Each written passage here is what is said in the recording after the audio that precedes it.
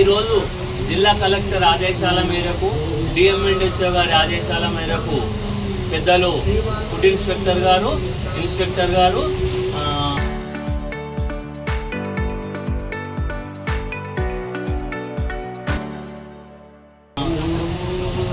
Ramakrishna sir programme officer గారు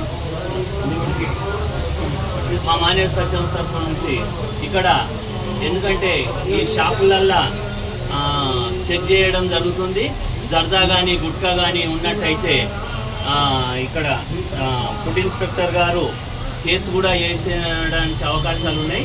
అలాంటివి ఏం లేవు కాబట్టి ఇప్పుడు మేము సూచనల మేరకు సూచనలు ఇచ్చి వెళ్తున్నాం. కాబట్టి పొగాకు అనేది వాడినట్టయితే క్యాన్సర్ బారిన పడతారు. కాబట్టి గుట్కా కానీ ఏది కానీ నోటి క్యాన్సర్ కానీ ఊపిరితిత్తుల క్యాన్సర్ కానీ అయినట్టయితే ఒక కుటుంబమే రోడ్డు మీద పడుతుంది. కాబట్టి కుటుంబ పెద్దకి ఏమైనా అయినట్టయితే పొగాకు కానీ గుట్కా కానీ అలాంటివి ఏవి వాడద్దని నేను కోరుతున్నాను.